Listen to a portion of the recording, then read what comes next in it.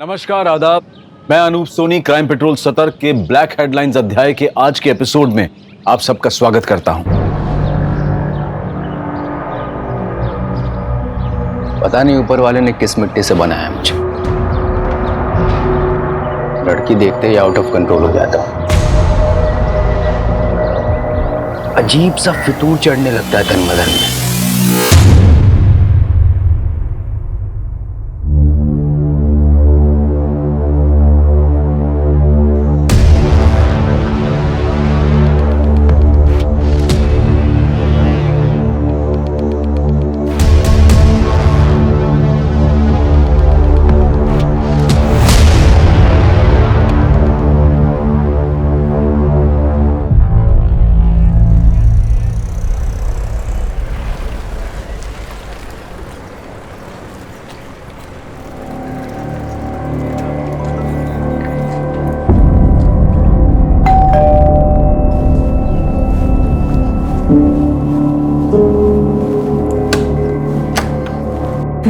आ गई बेटा। अच्छा जल्दी से फ्रेश हो जा, मैं तेरे लिए खाना लगाती हूँ। नहीं मम्मा, अभी भूख नहीं है। दीप्ति बेटा, क्या हुआ? बहुत परेशान दिख रही है। कुछ नहीं पापा, बस थोड़ा सा थक गई हूँ।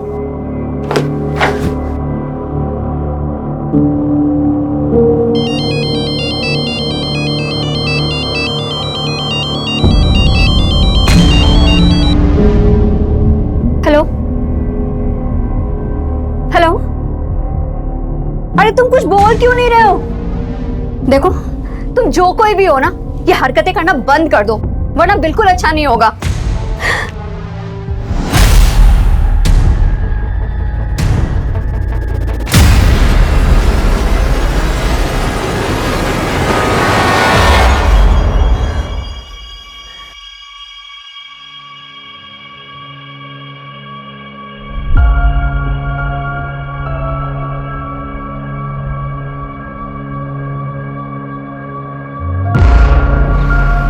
सरफराज, यहाँ क्यों खड़े?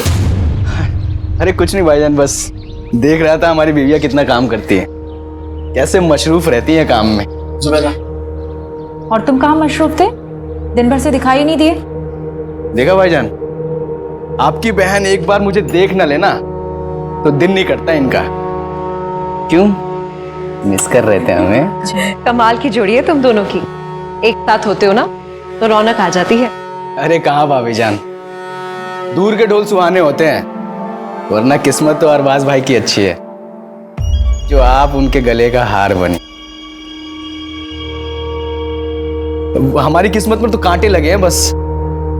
अच्छा, बहुत चुपती हूँ ना मैं, भी बताती हूँ। आयशा ये क्या कर रही हो? बहुत चुपती हूँ ना मैं। रुको रुको, अरे आयशा, आयशा ये क्या करी तुम? आयशा एक बाहर निकलो। सरफराज, बच्चों की तरह। सॉरी भाभी, देखा तेरी मस्ती में भाभी के कपड़े खराब हो गए। तुम्हारे अरे कोई बात नहीं, मैं चेंज करके आती हूँ।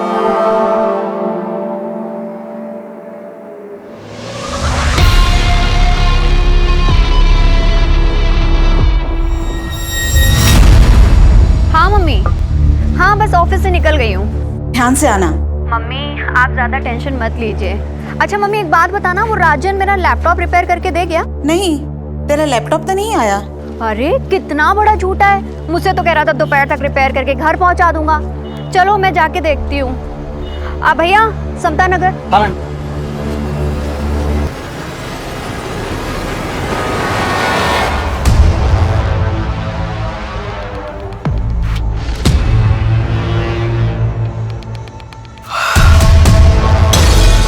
सरफराज, इतनी रात में क्या कर रहा है? कुछ भी नहीं, नींद नहीं आ रही थी तो पुरानी यादें ताजा कर रहा था। पुरानी यादें लैपटॉप में? आयशा ये क्या कर रही हो तुम? मैं शादी की वीडियो देख रहा था यार अपनी। आज तो हमारी शादी की वीडियो देख रहे थे ना, मैं भी देखती हूँ। तुम बिल्कुल ही पीछे पड़ जाती हो। शादी का वीडियो देख रहे थे या किसी की सुहागरात? कुछ भी। हाँ अच्छा, ये सब बोल के मूड बनाया जा रहा है ना, फैमिली प्लानिंग है ना। छोड़ो सरफराज, जब भी तुम्हारे पास आने की कोशिश करता हो तुम दूर कर देती हो मुझे। क्यों? मां नहीं बनना है या फिर बोर हो गई हो तुम मुझसे? तुम ना एकदम टू मच हो। चलो जल्दी से स्माइल दो। चलिए फिर।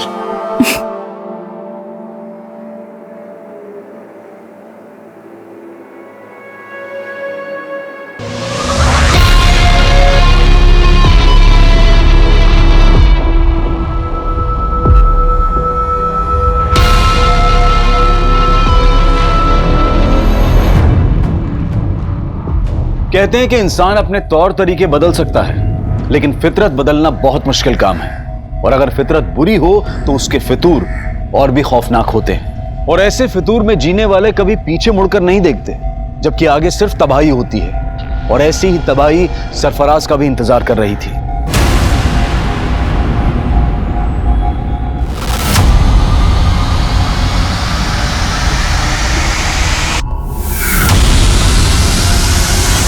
हत्या भले ही सरफराज की हुई थी, लेकिन वो फितूर नहीं मरा था जो इंसानी दिमाग से सोचने समझने की ताकत छीन लेता है। मरने वाला सरफराज भले ही बदनाम था, लेकिन मारने वाला एक अरसे तक गुमनाम था। ये एक ऐसा मर्डर केस था जिसको हेडलाइन तब मिली जब एक और इंसानी फितूर गुनाह के पांव पसार रहा था।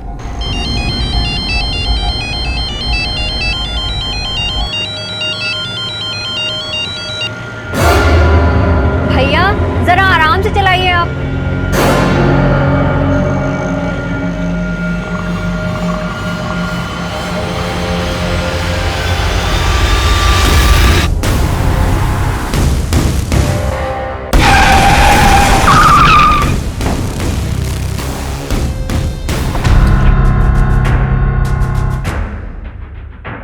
कुछ पता चला दीप्ति का? नहीं, वो राजन की दुकान पर अपना लैपटॉप लेने नहीं पहुंची और उसके ऑफिस वालों से भी कुछ पता नहीं चल रहा।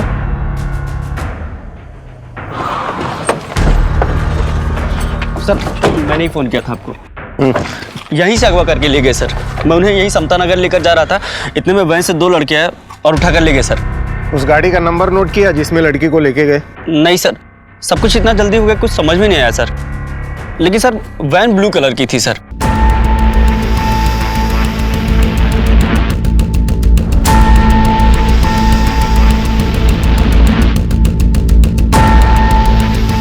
दीप्ति किडनैपिंग केस देखते ही देखते इतना बड़ा बन गया था कि ये केस तुरंत क्राइम ब्रांच को सौंप दिया गया।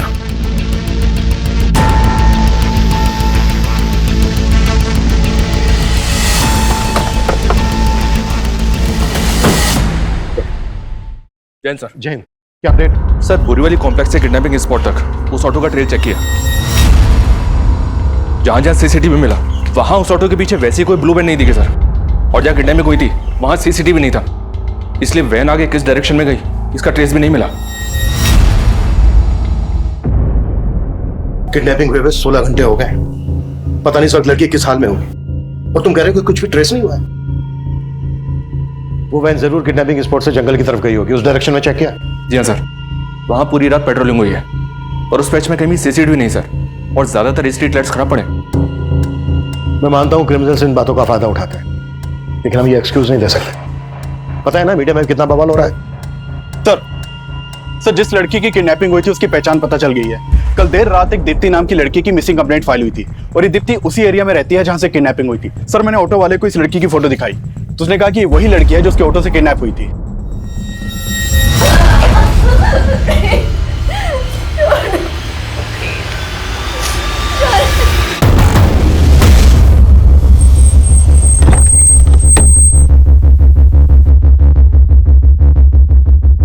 अरे लेकिन कुछ तो पता कीजिए, 2 दिन हो गए उससे गायब हुए हुए। आप मैं आपको कॉल करता हूँ थोड़ी देर में। क्या दीप्ति किडनैप हुई है? आपको किसी तरह की कोई फिरौती का कॉल आया? नहीं सर। किसी पर शक है आपको? सर एक लड़का दीप्ति को काफी दिनों से परेशान कर रहा था। कौन लड़का?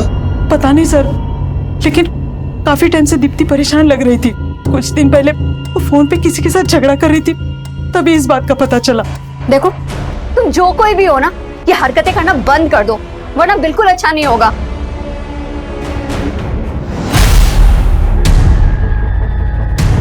क्या बात है बेटा, किससे बात कर रही थी? मालूम नहीं मम्मा कौन है, आए दिन मुझे ब्लैंक कॉल करता रहता है और आजकल तो मेरा पीछा करना भी शुरू कर दिया है। और मामा आज तो उसने हद ही कर दी, मतलब इतना सब कुछ दीप्ति के साथ हो रहा था तो आप लोगों ने पुलिस कंप्लेन क्यों नहीं की? यही गलती हो गई सर, पता नहीं था कि दीप्ति के साथ। प्लीज सर, प्लीज उसका पता कीजिए सर। देखिए हम पूरी कोशिश कर रहे हैं, ये काम है हमारा। आप लोगों ने कल दीप्ति को आखिरी बार कब देखा था? जी कल सुबह जब ऑफिस जा रही थी। कहाँ ऑफिस है दीप्ति का? जी बोरीवली में एबल कंप्यूटर्स नाम की कंपनी है, वहीं पर सेल्स एग्जीक्यूटिव है। ऑफिस से निकलते वक्त उसने अपनी मम्मी को फोन भी किया था। अच्छा मम्मी एक बात बताना, वो राजन मेरा लैपटॉप रिपेयर करके दे गया? नहीं, तेरा लैपटॉप तो नहीं आया। अरे कितना बड़ा झूठा है, मुझसे तो कह रहा था दोपहर तक रिपेयर करके घर पहुंचा दूंगा। चलो मैं जाके देखती हूँ। दीप्ति रात को 9 बजे तक घर ही नहीं पहुंची, फिर उसका फोन भी बंद आने लगा। मैं राजन की दुकान पर गया पूछने के लिए तो वो कहने लगा कि दीप्ति वहां भी नहीं पहुंची। ये राजन की शॉप कहाँ है? हाँ सर, दीप्ति मैडम मेरी पुरानी कस्टमर है, उन्होंने अपना लैपटॉप ठीक करने के लिए मुझे दिया था। राजन भाई, अरे ये लैपटॉप चेक कर लेना, आजकल बहुत हैंग कर रहा है और इसमें वाईफाई का सिग्नल भी नहीं शो करता है। अरे मैडम 2 मिनट में चेक करके बताता हूँ प्रॉब्लम क्या है। आप बैठो ना, बैठो इधर। मैडम के लिए कोल्ड ड्रिंक लेके आ जल्दी। नहीं राजन भाई, मुझे ना बहुत लेट हो रहा है, आप इसको सही करा के ना घर पहुंचा देना बस। आप इसे भी रखो और पहुंचा देना आप, ठीक है? अरे मैडम 2 मिनट में देख। कल शाम 7 साढ़े 7 बजे उनका फोन भी आया था मुझे।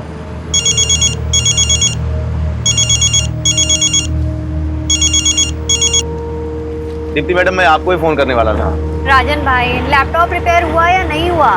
हाँ बिल्कुल रिपेयर हो गया है, लेकिन मैं पहुंचा नहीं पाया। आप दुकान पे आके ले जा सकती हैं? चलो ठीक है, फिर मैं ही आकर ले जाती हूँ। लेकिन फिर वो आई नहीं। रात में उनके पापा आए थे, दीप्ति को लेके काफी परेशान थे। दीप्ति की किडनैपिंग तो यहाँ पास में ही हुई थी, तुम्हें इस बारे में कुछ पता नहीं चला? नहीं सर, मुझे तो आज सुबह ही पता चला इस बारे में। दीप्ति ने इसको बताया था कि वो इसकी शॉप पर आ रही है और किडनैप हो गई। इसकी बैकग्राउंड चेक करो और पता करो कि इससे कनेक्टेड किसी आदमी के पास ब्लू कलर की वैन है क्या जिसमें दीप्ति किडनैप हुई।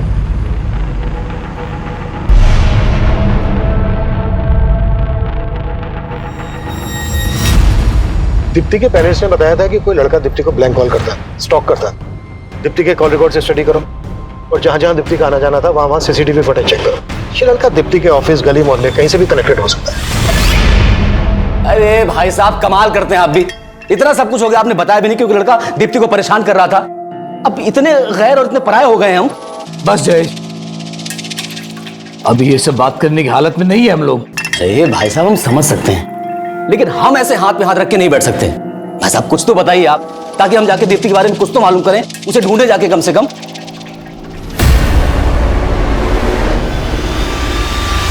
दीप्ति के किडनैपर्स तक पहुंचने के लिए दीप्ति के ऑफिस, घर, मोहल्ले हर जगह पूछताछ की जा रही थी, लेकिन दीप्ति को सही सलामत ढूंढने की पुलिस की कोशिश अब नाकाम हो गई थी।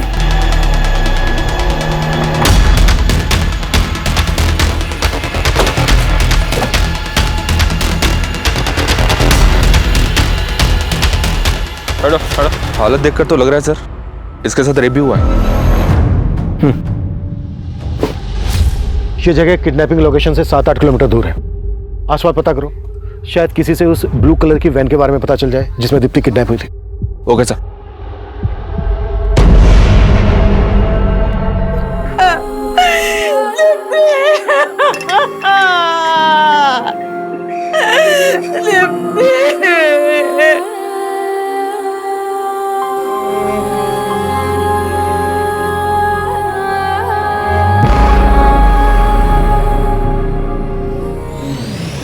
इस लड़के को जानते हैं आप लोग?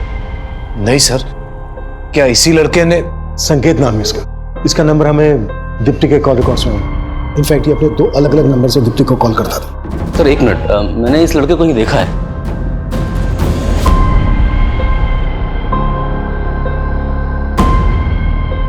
हाँ सर, इस लड़के को मैंने दीप्ति के साथ देखा था। दीप्ति बहुत गुस्से में लग रही थी। जब मैं वहां पहुंचा तो लड़का चला गया वहां से। दीप्ति क्या हुआ? निकलो यहाँ से तुम। कौन था ये? दीप्ति ने तो कुछ नहीं बताया। हो सकता है कि ये वही लड़का हो जो उसको स्टॉक कर रहा था। जब इस लड़के को दीप्ति के साथ देखा था आपने, कब की बात है? काफी समय पहले देखा। कहाँ देखा था? दीप्ति के ऑफिस के बाहर। सर मैंने कुछ नहीं किया दीप्ति के साथ, वो मेरी अच्छी दोस्त थी इसलिए फोन करता था उसको। वो भी दो नंबर से स्टॉक करता था उसको, पीछा करता था उसका? नहीं सर, मैं उसको स्टॉक क्यों करूंगा सर, वो मेरी बहुत अच्छी दोस्त थी, बल्कि मैं तो उसके साथ शादी भी करना चाहता था। अच्छा, तो बात यहाँ तक पहुँच गई थी? सर मैं झूठ नहीं बोलूंगा, मैं जिस कंपनी में जॉब करता हूँ उनको दीप्ति की कंपनी कंप्यूटर सप्लाई करती है, इस वजह से हमारी फोन पर बातें होती थी। उसके बाद हम दोनों एक दूसरे को पसंद भी करते थे। ये लो। Thank you. यार दीप्ति, तुम इतनी इंटेलिजेंट हो, MBA भी किया हुआ है तुमने, ये कंपनी में क्यों फंसी हो? तुम्हें तो बहुत अच्छे जॉब ऑफर्स मिल सकते हैं। फंसी नहीं हूँ संकेत, मैं ना बस सही मौके का इंतजार कर रही हूँ। सही मौका मिलते ही मैं सीधा अब्रॉड। सच में? और जॉब के अलावा क्या सोचा है तुमने? मतलब? मुझे नहीं पता कि तुम कैसे रिएक्ट करोगी, but I really like you. क्या तुम भी मुझसे? सर पसंद तो वो भी मुझे करती थी, पर सर दीप्ति शादी करने के लिए तैयार ही नहीं थी। संकेत, मैंने तुम्हें कितनी बार बोला है कि मैं शादी के लिए अभी प्रिपेयर नहीं हूँ। यार दीप्ति, तुम सिर्फ अपने बारे में सोच रही हो, क्या तुम मुझसे प्यार नहीं करती? यार बार बार वही सवाल, मैंने बोल दिया, अब मुझे इस टॉपिक पर कोई बात नहीं करनी है संकेत। सर उसके बाद तो उसने मेरा फोन उठाना ही बंद कर दिया, इसलिए मैंने दूसरा नंबर लिया था और उसको कॉल करता था मैं। हेलो, अरे तुम कुछ बोल क्यों नहीं रहे हो? सर एक दो बार उसने फोन उठाया, लेकिन मैं बात करने की हिम्मत जुटा नहीं पाया, और जब बात करने की कोशिश की तो वो और ज्यादा नाराज हो गई थी। हेलो दीप्ति, कैसी हो तुम? तुम मुझे इतने दिनों से ब्लैंक कॉल कर रहे हो? नहीं दीप्ति, मैं तो बस तुम्हें। बस करो, तुम्हारी फितरत ना मैं बहुत अच्छी तरीके से जानती हूँ, और अब मुझे दोबारा फोन मत करना। सर मैं तो बस उसको एक बार मिलना चाहता था, लेकिन उसका कोई जवाब ही नहीं आया।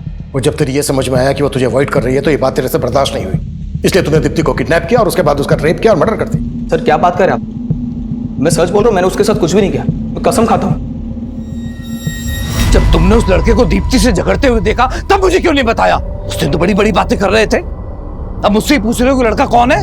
अरे भाई साहब, अगर तब बता देते ना तो बड़ी मुसीबत हो जाती। अच्छा ठीक है, आज बता रहे हैं तो क्या आप सुन रहे हैं? क्या कहना क्या चाहते हो तुम? भाई साहब कहना ये चाह रहे हैं कि आप दीप्ति को अच्छी तरह से जानते थे, वो कैसी थी। अगर तब बोलते ना तो कहते कि मेरी लाइफ में ताक झांक कर रहे हो। देख लिया ना आपने, आप लोगों से कितना छुपाती थी वो। खबरदार जो मेरी बेटी के बारे में कुछ बोला तो वो अब नहीं रही है। और नहीं भाभी जी, मेरे कहने का मतलब ऐसा नहीं था।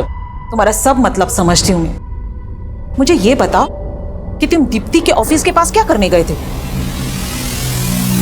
सर दीप्ति की पोस्टमार्टम रिपोर्ट के मुताबिक पहले दीप्ति को ड्रग्स देकर बेहोश किया गया, फिर उसका रेप किया गया। ये तो दीप्ति की लाश देखकर लग ही रहा था। Cause of death suffocation. लेकिन सर किलर यहीं तक नहीं रुका।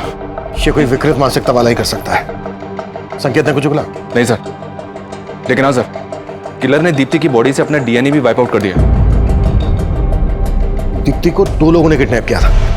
अगर संकेत दीप्ति की किडनैपिंग में शामिल है तो उसका कोई दूसरा साथी भी होगा। एक काम करो, संकेत को जाने दो और नजर रखो इस पर, और पता करो कि संकेत से कनेक्टेड किसी भी आदमी के पास ब्लू कलर की वैन है क्या। और सर इसके अलावा राजन के बारे में एक बात पता चली है। राजन पे तकरीबन 1 साल पहले एक लड़की ने मोलेस्टेशन का चार्ज लगाया था। केस स्ट्रांग नहीं था इसलिए छूट गया। इसे देखकर ही लग रहा था कि आदमी ठीक नहीं है। लेकिन सर फिलहाल इसके बैकग्राउंड में ऐसा कोई नहीं मिला है जिसके पास कोई ब्लू कलर की वैन हो। एक मिनट। हाँ अभिषेक बोलो। सर राजन के बारे में पूछताछ की तो राजन का एक हेल्पर गिरीश सामने आया है, तो उसके पास राजन का एक लैपटॉप भी है। सर ये राजन भाई का लैपटॉप है जिसमें राजन भाई ने वो लड़कियों की गंदी गंदी तस्वीर रखी है। सर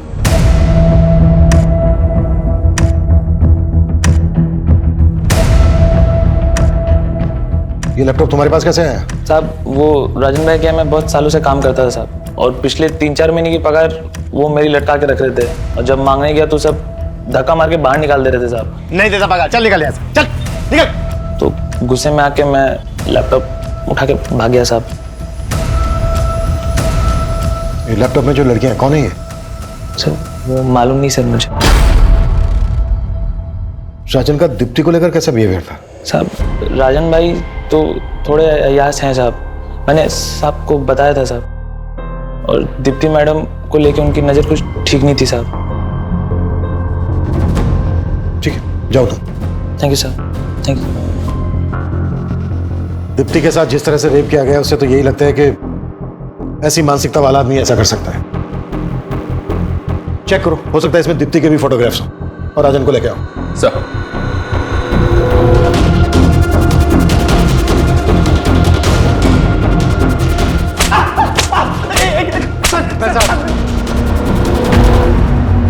दीप्ति ने आखिरी कॉल तुझे किया था, और सीधे सीधे बोल, दीप्ति के रेप और मर्डर में तेरे साथ दूसरा कौन शामिल था?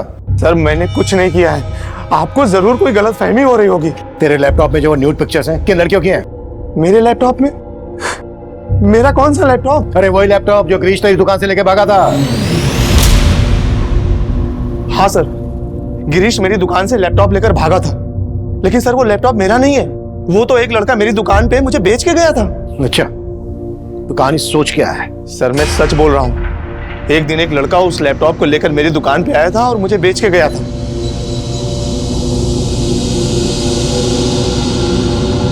₹2000 मिलेंगे इसके? ठीक है, दो जल्दी। सर वो लैपटॉप बेचना चाहता था, मैंने ₹2000 में खरीद लिया।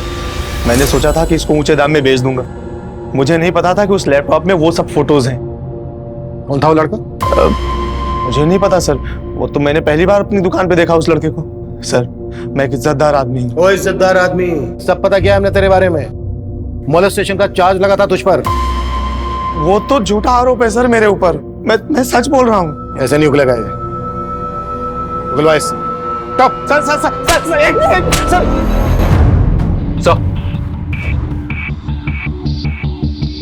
सर मैंने लैपटॉप चेक किया, पर इसमें दीप्ति की कोई फोटो नहीं मिली। हो सकता है दीप्ति की फोटोग्राफ इससे डिलीट कर दी गई। इसका डिलीटेड डेटा रिट्रीव करो। ओके सर, और एक बात सर, ये सारी फोटोज मॉफ्ड हैं। मॉफ्ड? जी सर। यानी न्यूड पिक्चर्स के ऊपर दूसरी लड़कियों के फेसेस लगाए गए। Right sir. और एक बात सर, मैं जब लैपटॉप चेक कर रहा था तो मुझे सरफराज नाम का एक फोल्डर मिला सर, जिसमें इस लड़के के कई फोटोज हैं। ये देखिए, लैपटॉप से ज्यादा कुछ तो पता नहीं चला सर, लेकिन जब मैंने लैपटॉप के सीरियल नंबर से इसके बायर का पता किया तो पता चला कि कुरला के रहने वाले सरफराज ने लैपटॉप खरीदा है सर। और ये देखिए सर, लैपटॉप पे भी एस लगा है। हो सकता है सर लैपटॉप खरीदने वाला सरफराज और फोल्डर के अंदर जिसके फोटो हैं वो सरफराज, ये दोनों एक ही हैं।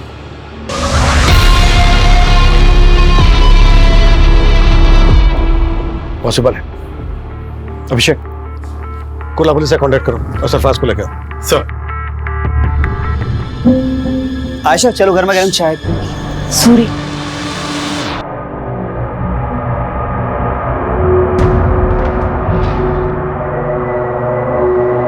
आयशा, मैं बहुत दिनों से तुमसे कुछ बात करना चाह रहा था। किस बारे में? माना कि तुम्हारी डिलीवरी में काफी कॉम्प्लिकेशंस थी, लेकिन अब तुम फिट हो और जूही भी 1 साल की हो गई है। आयशा, तुम वही बिजनेस फिर से शुरू क्यों नहीं कर देती जो तुम जुबैदा भाभी के साथ करती थी? नहीं वसीम, अब हालात बहुत बदल गए हैं। मुझे नहीं लगता कि जुबैदा भाभी दोबारा वो काम शुरू करना चाहेंगी। तो तुम क्यों शुरू नहीं कर देती? क्यों? मेरा और जूही का खर्च चलाना मुश्किल हो रहा है क्या? आयशा, मैंने तुम्हारी हर मुश्किल को आसान किया है और तुम मेरे लिए मुश्किल नहीं बन सकती। और जूही, उसका नाम नहीं लिया तुमने। क्यों? वो सरफराज का खून है इसलिए?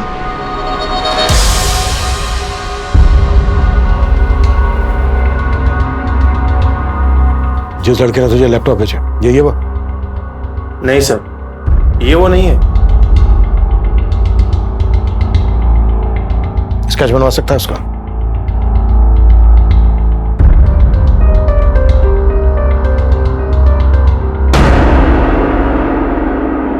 हाँ, वो लड़का कुछ कुछ ऐसा ही दिखता था। ₹2000 मिलेंगे इसके? ठीक है, दो। दीप्ति का जहां जहां आना जाना था वहां की मैंने सीसीटीवी फुटेज चेक करने के लिए बोला था। क्या अपडेट है उसका? सर हमने दीप्ति के फोन के लोकेशन के हिसाब से ऐसे कई एरियाज की फुटेज निकलवाई है, लेकिन सर फुटेज काफी ज्यादा है। फुटेज ज्यादा है तो ज्यादा आदमी लगाओ चेक करने के लिए। फुटेज में जहां जहां दीप्ति स्पॉट हुई है वहां पर उसको स्टॉक करने वाला भी हो सकता है, और वो संकेत, राजन, सरफराज कोई भी हो सकता है, या फिर ये स्केच वाला भी हो सकता है, जिसका पता लगाना है। जी सर। दीप्ति की हत्या हुए अब 10 दिन बीत चुके थे, लेकिन दीप्ति के हत्यारे की तलाश में अब पुलिस को सरफराज से जुड़े ऐसे राज पता चलने वाले थे जो इस केस को और भी उलझा देने वाले थे। सर मैंने कुर्ला पुलिस से कांटेक्ट किया तो मालूम चला कि सरफराज पिछले 1.5 साल से लापता है। लापता है?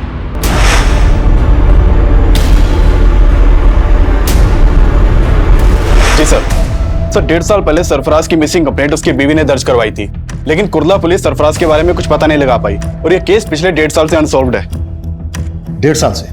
ऐसा क्या इस केस में कि पिछले 1.5 साल से सॉल्व नहीं हुआ? सर मैंने ये केस स्टडी किया, इस केस के ऊपर कुछ खास काम नहीं हुआ था, बस इस विलास नाम के आदमी के ऊपर शक जताया गया था क्योंकि इसने सरफराज को आखिरी कॉल किया था, लेकिन सर इसके खिलाफ बाद में कुछ मिला नहीं तो इसे छोड़ना पड़ा। 1.5 साल पहले सरफराज गायब होता है और 1.5 साल के बाद ये लड़का सरफराज का लैपटॉप राजन की दुकान पर बेचता है।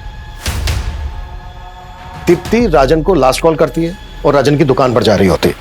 बीच रास्ते में ही दीप्ति का रेप और मर्डर केस सरफराज के केस से जरूर ताल्लुक रखता है। सरफराज और इस स्केच वाले लड़के के बारे में पता लगाने के लिए हमें विलास और सरफराज से ताल्लुक रखने वाले सभी लोगों से मिलना पड़ेगा।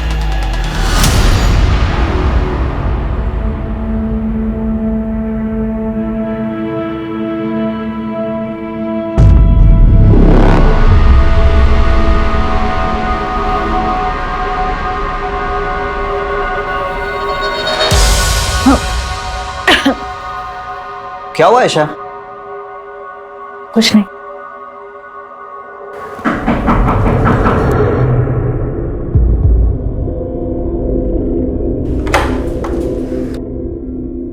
जी आयशा। जी हाँ। मैं inspector Abhimanyu Jindal, crime branch. हमें आपके पति सरफराज के बारे में आपसे कुछ बात करनी है। सरफराज? पूरे 1.5 साल बाद सरफराज के बारे में? पूछिए, क्या पूछना है? हमें आपके पति सरफराज का लैपटॉप मिला है। सरफराज का लैपटॉप कहाँ? और सरफराज? ढूंढ रहे हैं हम उसे। दरअसल सरफराज का लैपटॉप दहीसर में एक दुकान पर बेचा गया और जिसने बेचा तो ये लड़का है। आप जानती हैं इसको? नहीं। सरफराज के लैपटॉप में हमें कुछ लड़कियों के फोटोग्राफ्स मिले हैं। उनके फेसेस कुछ न्यूड पिक्चर्स के साथ मॉर्फ किए गए हैं। दहीसर के जिस एरिया में सरफराज का लैपटॉप बेचा गया, रिसेंटली उसी एरिया में दीप्ति नाम की लड़की का रेप और मर्डर किया गया। जानती हैं आप दीप्ति को? कभी आपने देखा था सरफराज के साथ इसे?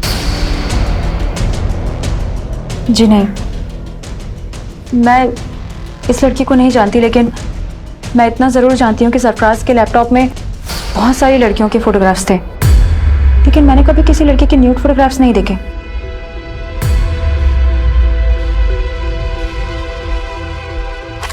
वो यही थी लड़कियां?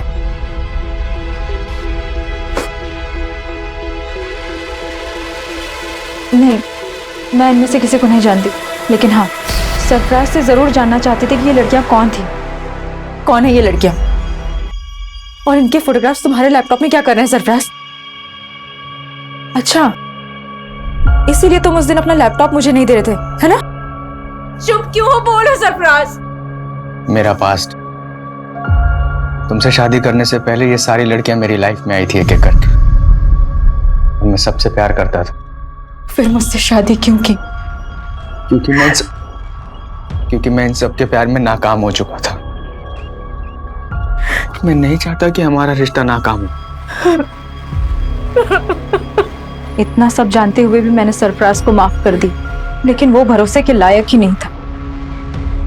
एक दिन वही हमें छोड़कर चला गया। लेकिन सरफराज की मिसिंग कंप्लेंट लिखवाते वक्त ये बातें तो आपने बताई नहीं थी। क्योंकि मुझे उम्मीद थी कि एक दिन वो लौटकर जरूर आएगा।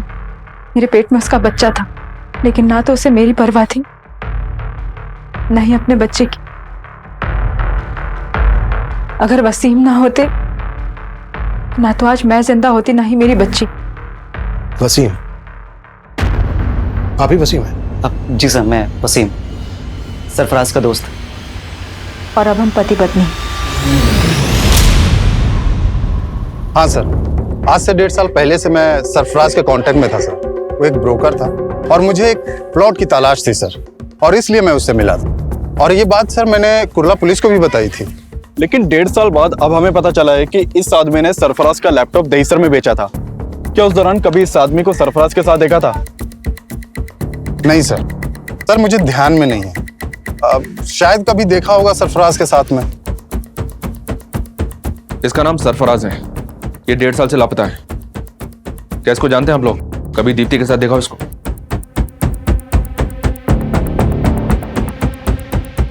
और इसको? जी नहीं सर। तो क्या इन दोनों ने? ऐसा शक है हमें।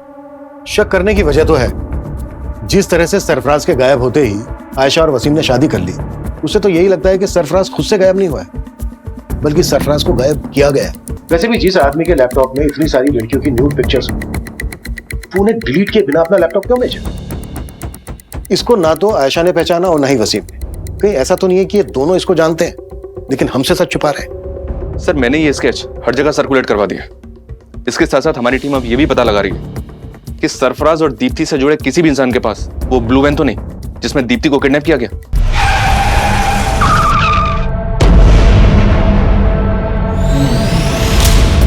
सरफराज के लैपटॉप में जितनी भी लड़कियों के फोटोग्राफ्स हैं, हमें उन सबकी पहचान पता करनी होगी। आशा का कहना है कि इन सभी लड़कियों के साथ सरफराज का अफेयर था। अगर ये सच है तो पॉसिबल है दीप्ति भी सरफराज का पास। लैपटॉप का डिलीटेड डेटा रिट्रीव हुआ?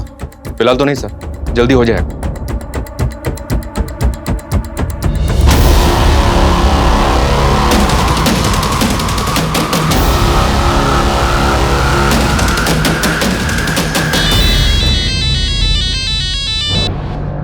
हेलो भाभी जान, कैसी हैं आप? आयशा, तुम?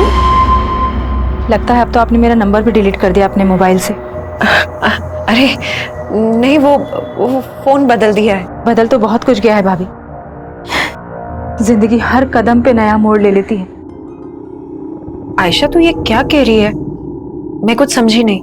मुझे तो लगा था आप खुद ही फोन करके बता देंगे, लेकिन कोई बात नहीं, मैं ही पूछ लेती। पुलिस को क्या बताया आपने मेरे बारे में? पुलिस? आयशा, आयशा ये क्या कह रही है तू? क्यों? पुलिस सरफराज के बारे में पूछताछ करने के लिए आपके पास नहीं आई?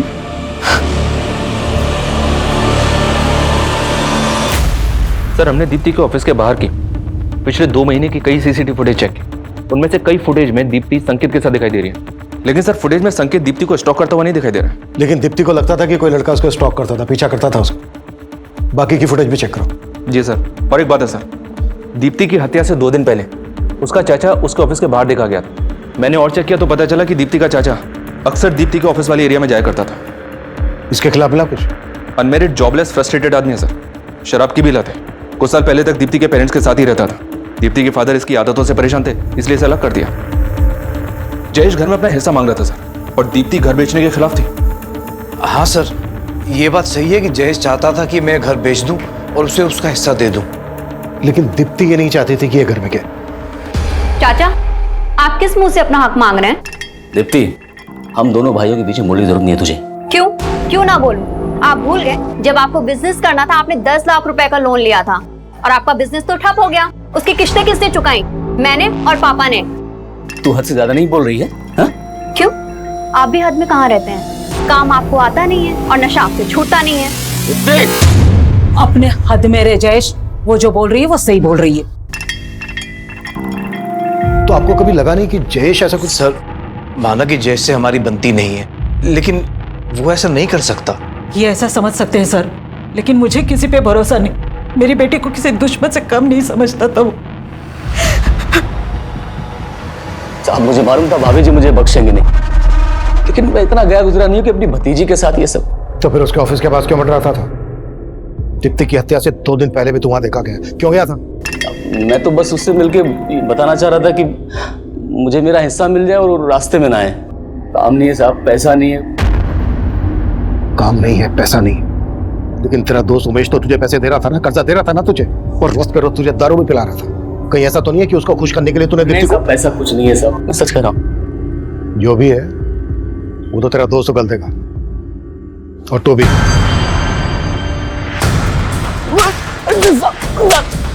मैंने कुछ नहीं किया था सर। इस लैपटॉप का डिलीटेड डाटा रिट्रीव कर लिया गया है सर। इसमें दीप्ति के फोटोज नहीं मिले। ये देखिए, एक दूसरी लड़की के न्यूड फोटोज मिले। मतलब इस लड़की के फोटोग्राफ्स मॉर्फ नहीं किए गए? नहीं सर, ये फोटोज मॉर्फ नहीं किए गए, बल्कि ओरिजिनली ऐसे ही खींचे गए हैं।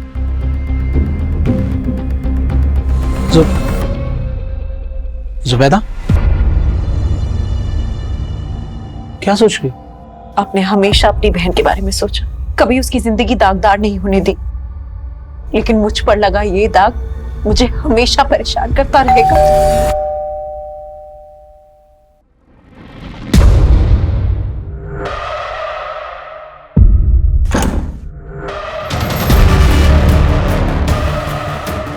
एक दूसरी लड़की के न्यूड फोटोज मिले हैं। मतलब इस लड़की के फोटोग्राफ्स मॉर्फ नहीं किए गए? आप कुछ बोल क्यों नहीं रही? सरफराज के लैपटॉप में आपके ये फोटो होने की कोई तो वजह होगी। वजह थी, सरफराज अय्याज था, गलती हमारी भी थी। मैंने बिना जाने बिना परखे अपनी बहन की शादी उसके साथ करवा दी और उसके बाद उसको पड़ोस में ही घर दिलवा दिया। फिर वो मेरी बीवी पे ताक झांक करने लगा।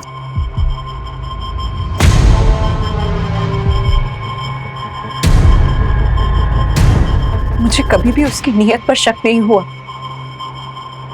मैं और आयशा तो मिलकर एक साथ अच्छे से काम कर रहे थे, काम बढ़ भी रहा था, लेकिन फिर अचानक मुझे माइग्रेन का प्रॉब्लम हो गया। आयशा, मैं नहीं चाहता कि इस काम से जुबैदा को और ज्यादा तकलीफ हो। डॉक्टर ने 2 महीने का हैवी कोर्स दिया है। देखो, इस दवा को खाने से इसको ज्यादा नींद आएगी। तुम बात को समझो। ऐसा करो कि कुछ दिन के लिए काम बंद कर दो। मेरी तबीयत की वजह से हमें कुछ टाइम के लिए हमारा काम बंद करना पड़ा, और एक दिन मैं दवा लेके बस आराम कर रही थी तो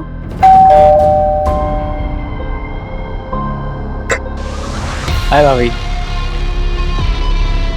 क्या हुआ? आपकी तबीयत ठीक नहीं है? नहीं, वो थोड़ा सर बहुत चकरा रहा था। और अरबाज भाई कहाँ हैं? अगर आपकी तबीयत इतनी खराब थी तो मुझे बताना चाहिए था। मैं दवा के नशे में थी और फिर अचानक न जाने कैसे मेरी आंख लग गई।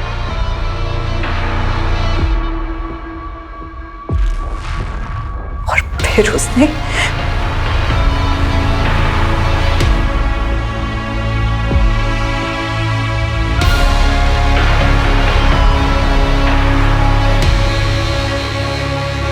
तब मुझे कुछ नहीं पता चला, लेकिन जब आँख खुली तो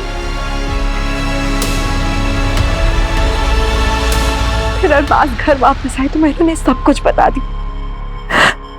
मैं तो उसी वक्त पुलिस के पास जाना चाहती थी, लेकिन इन्होंने मना कर दिया। उसके बाद हम यहाँ मेरे मायके चले आए, लेकिन सरफराज ने उसके बाद मुझे ब्लैकमेल करना शुरू कर दिया। सरफराज, तुम ये सही नहीं कर रहे हो। मैं आयशा को सब कुछ बता दूंगी। तो बता दो, डरता नहीं हूं मैं। सरफराज, सरफराज, क्यों तू मेरी बहन और मेरी बीवी की जिंदगी बर्बाद कर रहा है? ठीक है, आप जैसा बोल रहे हो मैं वैसा ही करूंगा। बस एक रात के लिए जुबैदा को मेरे साथ छोड़ दो। चिल्ला मत। अगर मेरी बात नहीं मानी तो जुबैदा की फोटो इंटरनेट पे अपलोड कर दूंगा। सर, उसने नाक में दम कर दिया था, इसीलिए तुमने उसे अपने रास्ते से हटा दिया। नहीं, इसकी मदद से। नहीं सर, हम इसे नहीं जानते सर। जुबैदा और अरबाज सस्पेक्ट नजर आ रहे थे, लेकिन सरफराज के साथ क्या हुआ होगा इसको लेकर पुलिस नतीजे तक नहीं पहुंच पा रही थी और उन्हें उस आदमी की तलाश थी जिसने सरफराज का लैपटॉप राजन को बेचा था। वहीं जुबैदा के अलावा सरफराज के लैपटॉप में कई लड़कियों के आपत्तिजनक फोटो थे और पुलिस एक एक करके हर लड़की को आइडेंटिफाई कर रही थी, लेकिन उनमें से ज्यादातर लड़कियों का कहना था कि वो सरफराज को ठीक से जानती तक नहीं थी। पुलिस के मन में बार बार ये सवाल उठ रहा था कि 1.5 साल पुराना वो केस। सर, हमने इस फुटेज को क्लोजली एग्जामिन किया तो ये देखा, 1-2 जगह और ये दीप्ति के पीछे जाता हुआ देखा। शर्मा, पता करो इसके साथ दूसरा और कौन था। जी सर। सर, मैंने कुछ नहीं किया था। सर, मैंने क्या किया सर? सब पता चल गया हमें। तू ही दीप्ति को स्टॉक करता था, पीछा करता था उसका। और हमने तेरे उस मैकेनिक दोस्त नरेश के बारे में भी पता लगा लिया, जिसके गैरेज की ब्लू कलर की वैन में तुम दोनों ने मिलकर दीप्ति को किडनैप किया। तेरे उस मैकेनिक दोस्त ने सब कुछ उगल दिया है। बेहतर यही होगा कि तुम भी उगलते। सब राजन भाई नहीं है क्या? राजन भाई तो बाहर है। अच्छा, मेरा हार्ड ड्राइव ठीक हो गया? हाँ, वो हो गया ठीक मैडम। दो अच्छी लगती थी दीप्ति मुझे, दिन रात उसका चेहरा मेरे मन में घूमता रहता था, छूना चाहता था मैं उसको। पागल हो गया था मैं, पागल।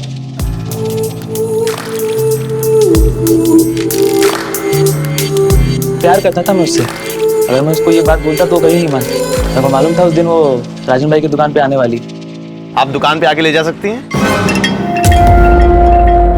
अपने दोस्त का प्लान बना के उठा लिया उसको।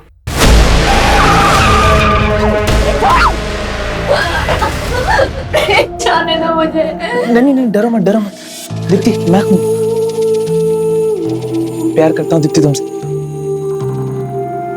शादी कर लो मुझसे। साहब, मरते तब तक तू उसका रेप करता रहा और मरने के बाद भी बोलता है प्यार करता था। कुत्ता साले, और इतना कुत्तों की इसकी चीखें पुलिस स्टेशन के 1 किलोमीटर दूर तक सुनाई देनी चाहिए। दीप्ति एक ऐसे गुनाह का शिकार हुई थी जिसको लेकर हम आए दिन आक्रोश से भर उठते हैं, पर कुछ कहते नहीं, कुछ करते नहीं। और आज ये बेबसी हम सब महसूस कर रहे हैं, लेकिन इसकी कोई रोकथाम नजर नहीं आ रही। दीप्ति रेप और मर्डर केस पुलिस सॉल्व कर चुकी थी, लेकिन सरफराज मर्डर केस अब भी बिना नतीजे के था। पुलिस अब भी सरफराज को मिसिंग मानकर ढूंढ रही थी, जो कि जुबैदा और कई और लड़कियों का गुनहगार नजर आ रहा था। सर, ये स्केच इस शाद नाम के लड़के का है। ये साइन में एक फैक्ट्री में काम करता है और सर 1 महीने से गायब। और सर ये भी पता चला है कि ये शाद इस विलास के टच में भी था। जब 1.5 साल पहले सरफराज गायब हुआ था तो उसे आखिरी कॉल इसी ने किया था।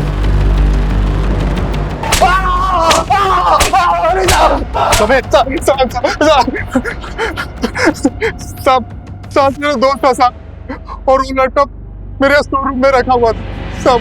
बिना पूछे मुझसे उठा के ले गया और उसे भेज दिया साहब। तो शाद इस वक्त कहाँ है? आपने उसका स्केच दिखाया था ना, मैं डर गया था साहब, मैंने उसे गांव भेज दिया। तो तूने और शाद ने मिलकर सरफराज को गायब किया था? नहीं साहब, शाद ने कुछ नहीं किया है साहब। तो फिर कौन मिला हुआ था तेरे साथ? कहाँ है सरफराज? क्या किया उसके साथ?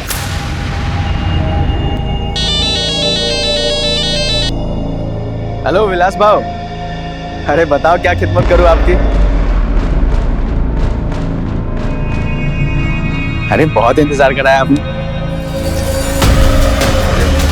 सरफराज ने जब मेरी बेटी जुबैदा के वो गंदी फोटो खींचे, तब वो मेरे दामाद के साथ मेरे घर सूरत आ गई। मेरी बेटी की तरह मैं भी चाहता था कि हम पुलिस के पास जाए, मगर मेरा दामाद नहीं माना।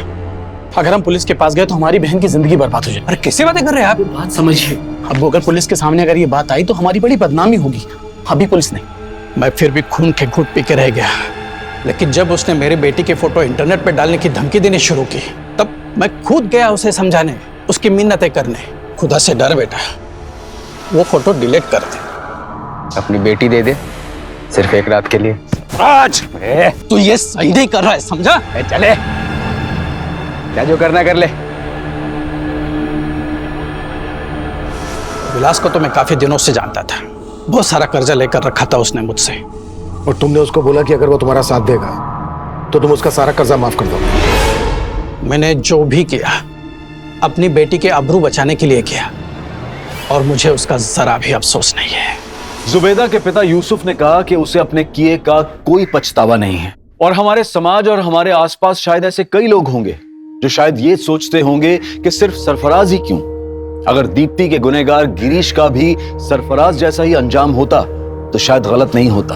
हाल ही में हमारे देश में ऐसा बहुत कुछ हुआ जहां महिलाओं के साथ गलत करने वालों को सूली या गोली, किसी भी तरह से इंसाफ दिलाने की मांग उठ रही थी। लेकिन इंसाफ के मामलों में जज्बात और फितूर से नहीं, बल्कि कानूनी प्रक्रिया से ही फैसलों तक पहुंचना चाहिए। अगर जुबैदा का पति अरबाज पहले से ही पुलिस की मदद लेने का फैसला कर लेता तो जुबैदा के पिता की बेबसी का फितूर उन्हें आज कटघरे में लाकर खड़ा नहीं करता।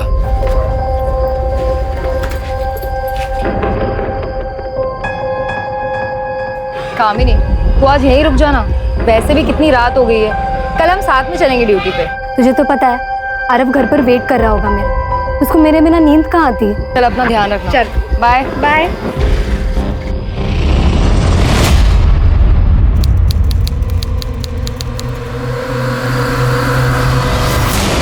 मैं पुलिस वाली हूँ,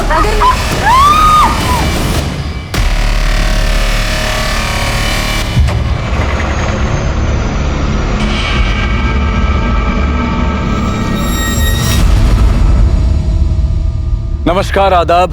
मैं अनूप सोनी क्राइम पेट्रोल सतर्क के ब्लैक हेडलाइंस अध्याय के आज के एपिसोड में आप सबका स्वागत करता हूं। अपराधियों में पुलिस का डर ही अपराध पर नियंत्रण की पहली सीढ़ी है। बड़े से बड़ा अपराधी भी पुलिस से टक्कर लेने से डरता है, लेकिन ये जो हमने अभी देखा, शायद इससे डरावना और कुछ नहीं हो सकता। कौन थे ये लोग जिनमें पुलिस का बिल्कुल भी खौफ नहीं था?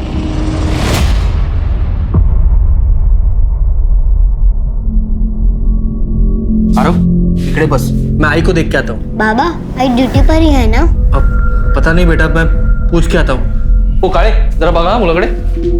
अरे सर प्रमोद, तेरी तो नाइट ड्यूटी है, सुबह क्यों आ गया? साहब मैं ड्यूटी के लिए नहीं आया, मैं कामिनी को देखने के लिए आया हूँ। वो रात को इलेक्शन ड्यूटी के लिए गई थी, लेकिन अब तक घर लौटी नहीं है। अब तक नहीं है? रीगा में सर, कल जो इलेक्शन ड्यूटी पे टीम गई थी वो वापस आ गई? सर एक मिनट चेक करता हूँ।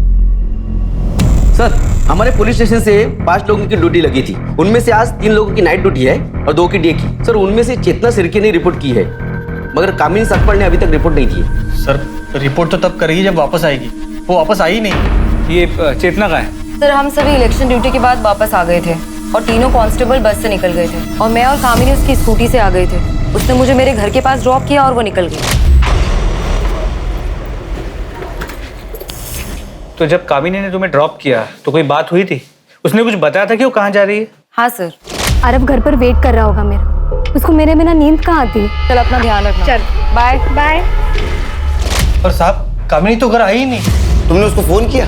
साहब किया था फोन, लेकिन उसने उठाया ही नहीं। मैके गई होगी, वहां फोन करके देखो। नहीं साहब, उसका मैका दूसरे गांव में, यहाँ से बहुत दूर।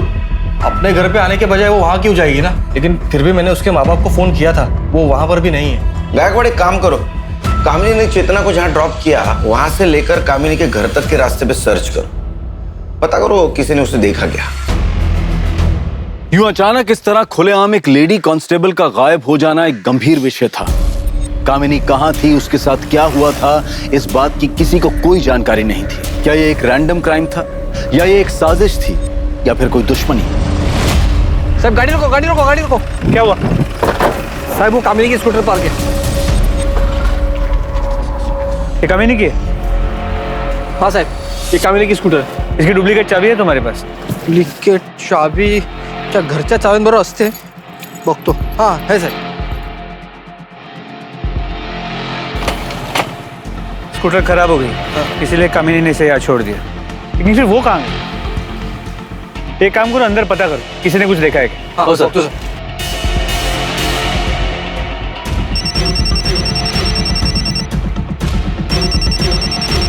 हाँ बोलो गायकवाड़। सर कामिनी की स्कूटी यहाँ हाईवे के पास मिली है, खराब हो गई, लेकिन ये समझ में नहीं आ रहा कामिनी कहाँ गई। एक काम करो गायकवाड़, कामिनी का फोन सर्वेलेंस पे डाल दो।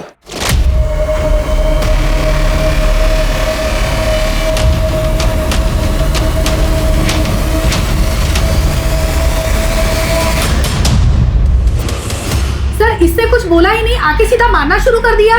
सर इतनी बुरी तरीके से बाल खींचकर मारा है इसने। सर ऐसे कोई टीचर को मारता है क्या? ये टीचर नहीं है, जल्लाद है जल्लाद। इतने छोटे बच्चे को कोई बुरी तरह से मारता है क्या? आपको विश्वास नहीं है ना? ये देखिए, देखिए मेरे बेटे। सर मुझे इस औरत के खिलाफ कंप्लेंट लिखवानी है। अरे तू क्या मेरी कंप्लेंट लिखवाएगी? मैं इसकी कंप्लेंट पहले लिखवाऊंगी सर, क्योंकि इसने मेरे बच्चे को पहले मारा है, फिर मैंने इसे मारा है। नहीं नहीं साहब, हमें कोई कंप्लेन नहीं लिखवानी। अरे ऐसे कैसे हम कंप्लेंट नहीं लिखवाएंगे? जया तुम शांत हो जाओ, शांत हो जाओ तुम। देखो ये हमारे बच्चे की गुरु है और गुरु का दर्जा भगवान के समान होता है।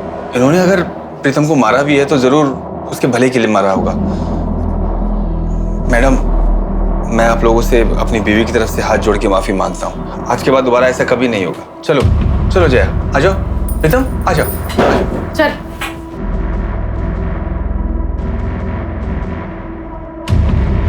सर मुझे इस औरत के खिलाफ कंप्लेंट लिखवानी है, चाहे कुछ भी हो जाए। सोच लो, बच्चे को मारना ज्यादा बड़ा जुर्म है। ऐसा ना हो कि ये कंप्लेंट तुम पे उल्टे पड़ जाए। दोबारा ऐसे मत करना। अरे ठीक है, बिस्किट खा।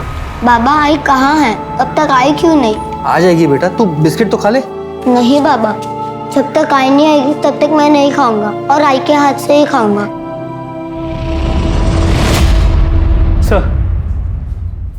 सर कामिनी का फोन अभी स्विच ऑफ है, लेकिन अभी 1 घंटे पहले तो उसका फोन ऑन था, हाईवे पे मूव कर रहा था। सर हाईवे पेट्रोलिंग पुलिस का फोन आया था। हाईवे के बाजू में सर्विस रोड है, वहां पर एक औरत की डेड बॉडी मिली। आरव कहाँ से करते हो? खाना बिस्किट।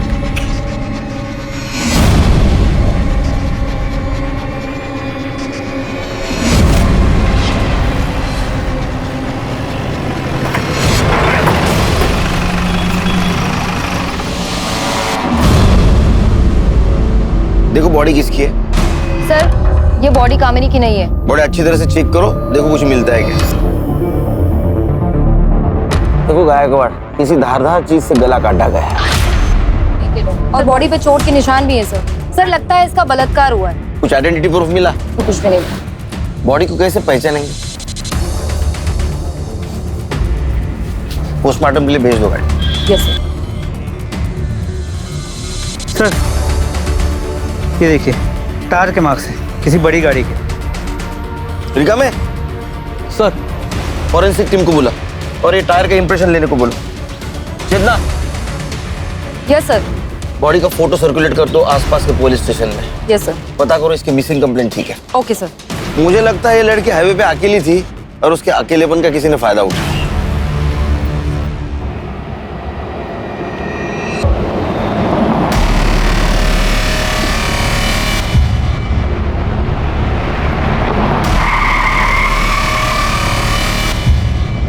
कहाँ जाना है आपको? चलो हम छोड़ देते हैं, हम इसी तरफ जा रहे हैं। नहीं, मैं बस से चली जाऊंगी। अरे बस से तो तभी जाओगी जब यहाँ कोई बस रुकेगी। यहाँ कोई बस स्टॉप नहीं है, आ जाओ हम छोड़ देते हैं। अरे डरो मत, हम अकेला नहीं है, हमारे साथ में हमारी भाभी भी है।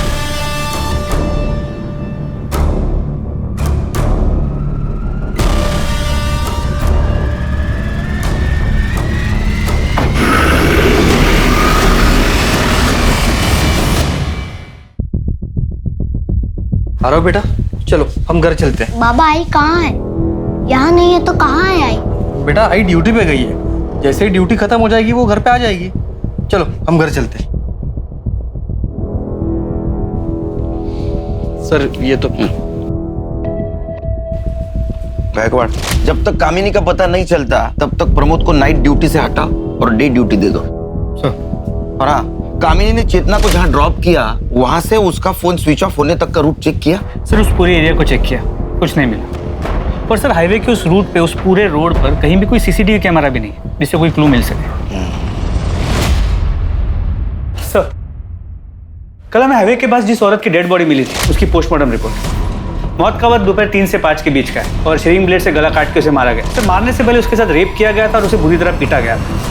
उसकी बॉडी पे चोट के निशान है और उसका जबड़ा भी टूटा हुआ है। बॉडी में से सीमेंट सैंपल भी मिला है। गायकवाड़, जिन पुलिस स्टेशन में हम लोगों ने इसकी फोटोग्राफ भेजी थी वहां से कोई फीडबैक आया? नहीं सर। मतलब ये औरत किसी दूसरे शहर की या दूसरी स्टेट की हो सकती है। लेकिन सर सोचने वाली बात है कि एक औरत हाईवे पे अकेले क्या कर रही हो और कोई उसे क्यों इतने बेरहमी से मारेगा। एक सेकंड। हेलो, कहाँ पर?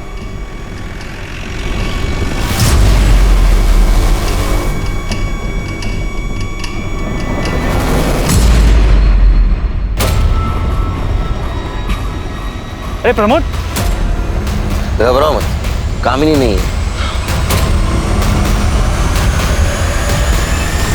सर क्या लगता है? Same type of murder. Body को साड़ी से ढका गया है, बॉडी नेकेड है, बदन पे चोट के निशान है। मर्डर और बलात्कार का मामला है। जरा उठो। धारदार रेजर ब्लेड से गला काटा गया है और आइडेंटिटी प्रूफ कुछ भी नहीं, ना पर्स ना मोबाइल, कुछ भी नहीं। तो इधर ये देखो, डबल टायर के निशान। हाँ सर, टायर के निशान तो वैसे ही।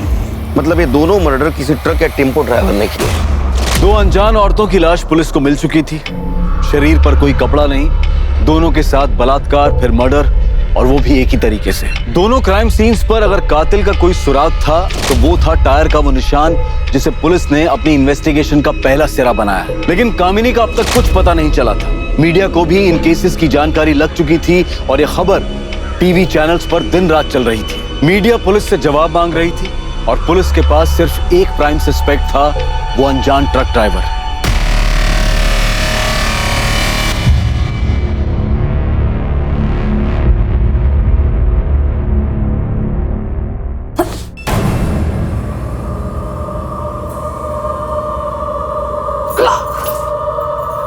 ट्रक ड्राइवर ने जबरदस्ती की थी मेरे साथ। झूठ बोल रही है? कल काम हो करो करो के आवाज मत दे। रोक, आज मैं तुझे छोड़ूंगा नहीं। भाग किधर है? रोक रोक। अरे छोड़ो मुझे, इज्जत मिट्टी में मिला के रख दी। सर जिन 2 औरतों की बॉडी हमें मिली थी उनकी डिटेल्स आसपास के सभी पुलिस स्टेशन में भेजी थी, लेकिन कहीं से भी कोई इन्फॉर्मेशन नहीं मिली जिससे उनकी पहचान हो सके। कमाल लगा एक बार। 2 औरतों के साथ रेप होता है, उनका मर्डर होता है और उनको पहचानने वाला कोई नहीं। अरे कोई तो होगा उनको पहचानने वाला। पर हाँ सर, जिन मेन पॉइंट्स पे हमने नाकाबंदी की थी वहां पर भी कोई सस्पिशियस ट्रक या टेम्पो नहीं मिला है। कांस्टेबल कामिनी का क्या हुआ? तो तलाश जारी है, लेकिन अब तक उसका कुछ पता नहीं चल पाया। ये प्रमोद और कामिनी का घरेलू मामला रहेगा। झगड़ा अनबन ऐसा कुछ हुआ होगा उनमें। उनकी शादीशुदा जिंदगी के बारे में कुछ जानते हो? नहीं सर, इस बारे में मुझे कुछ नहीं पता। तो पता करो अपने स्टाफ से, इन दोनों में से किसी का अफेयर चल रहा था क्या? और इस बात की भनक प्रमोद को नहीं लगनी चाहिए। सर, पैसों के लिए पता नहीं कहाँ कहाँ मुंह मारती फिर रही है पेट से। क्या हो रहा है सर? मैडम, ये मेरी बीवी किसी और का पाप अपने पेट में लेकर घूम रही है, और जब मैंने इसे पकड़ लिया तो कह रही है कि किसी ट्रक वाले ने इसके साथ जबरदस्ती की है। हेड़ा बना रही है मुझे।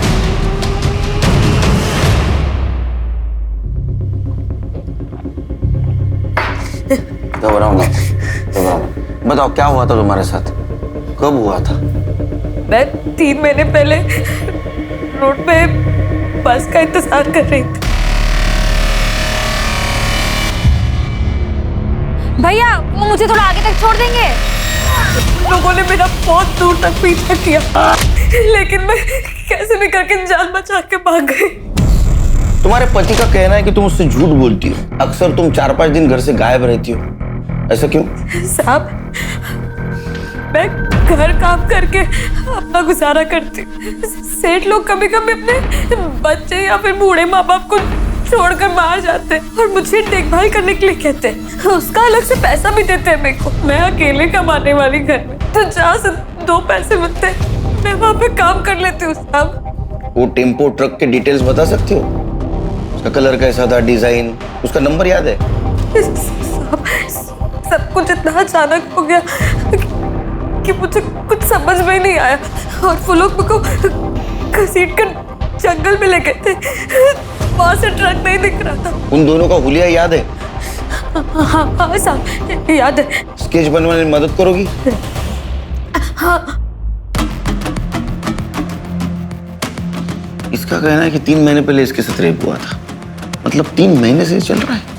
सर, 3 महीने पहले तक ये लोग औरतों को सिर्फ रेप के लिए टारगेट कर रहे थे, अब मर्डर करने लगे। शायद इन्हें ये गलत फहमी हो गई है कि ये लोग कभी पकड़े नहीं जाएंगे। वो इसलिए कि उनके खिलाफ अभी तक कोई कंप्लेंट लिखवाने नहीं आया। सर, अक्सर बलात्कार की शिकार औरतें घर वालों के प्रेशर और सोसाइटी में बदनामी के डर से चुप रह जाती है, लेकिन अब ये लोग मर्डर्स करने लगे, बॉडीज मिलने लगी और ये मामला सामने आ गया। बैकवर्ड कोई भी हो, बचना नहीं चाहिए। जैसे केस कंप्लीट हो जाए सारे पुलिस स्टेशन, आरटीओ ऑफिस और टोल नाके पे सर्कुलेट कर दो। सर। अच्छा, ये प्रमोद और कामिनी के मैरिज लाइफ के बारे में कुछ पता चला? सर, अंदर बात करें।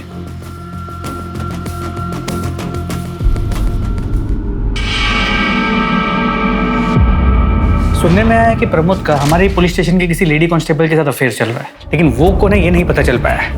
नजर रखो इस प्रमोद पे, और जिस दिन कामिनी गायब हो गई उस दिन का इसका मोबाइल लोकेशन चेक करो।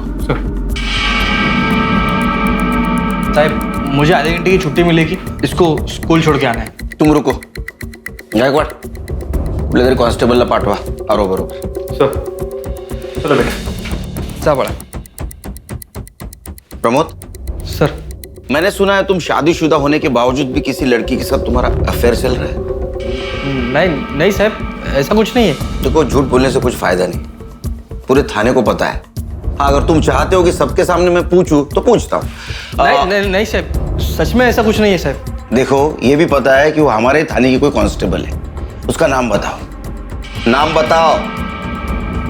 चेतना शिर्के। मैं मानता हूँ कि मेरा चेतना के साथ अफेयर है, लेकिन मैं अपनी बीवी से बहुत प्यार करता हूँ साहब, और मैं नहीं चाहता कि मेरी शादी और मेरा घर परिवार टूटे। चेतना को भी इससे कोई प्रॉब्लम नहीं है साहब, वो नहीं चाहती कि मेरी शादी, मेरा परिवार टूटे। आप ही बताओ साहब, मैं अपनी बीवी के साथ कुछ गलत क्यों कर सकता हूँ? इसका मतलब ये टाइम पास चल रहा है? जी साहब, वो चेतना का पति शादी के 1 महीने में ही उसकी मौत हो गई थी। तब से वो बहुत अकेला महसूस कर रही थी, इसीलिए ये सब। अच्छा, तो ये फिजिकल नीड का मामला है। जा।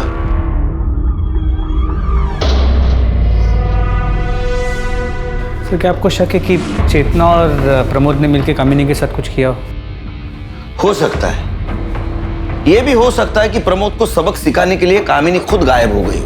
ये भी हो सकता है कि उस ट्रक ड्राइवर की वो शिकार बनी हो। उसकी स्कूटी हाईवे पे बंद पड़ी, उसका फायदा ट्रक ड्राइवर ने उठाया, उसके साथ रेप किया, उसको मार दिया और उसकी बॉडी ऐसे जगह ठिकाने पहुंचाई जहां हम अभी तक नहीं पहुंच पाए, और उसका मोबाइल स्विच ऑफ करके हाईवे पे फेंक दिया, हमें गुमराह कर दिया।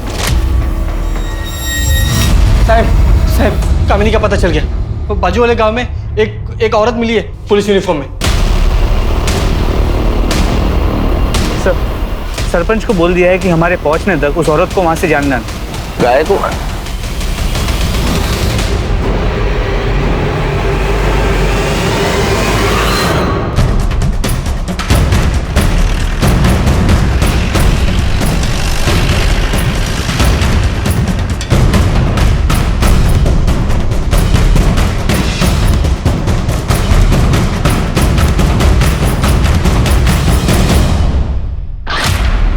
ये नेम प्लेट भी उसी की। ये कपड़े कहाँ से मिले तुमको? कहाँ से मिले कपड़े? एक मिनट प्रमोद, एक मिनट। ये यूनिफॉर्म किसने दिया तुमको? मेरे ये देखो, इसको देखा है तुमने?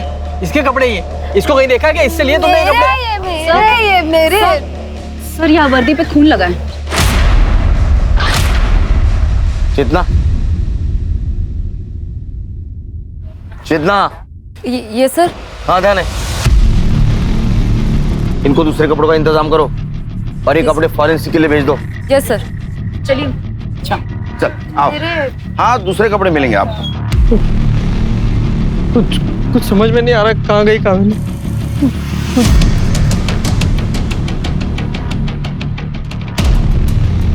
गायकवाड़, इसके यूनिफॉर्म पे कामिनी की नेम प्लेट है और कपड़ों पे खून के दाग। इसका मतलब किडनैपर ने कामिनी के कपड़े उतार के फेंक दिए जो इस औरत को मिले, और उसका मोबाइल हाईवे पे फेंक दिया जो उसका मोबाइल का लास्ट लोकेशन था।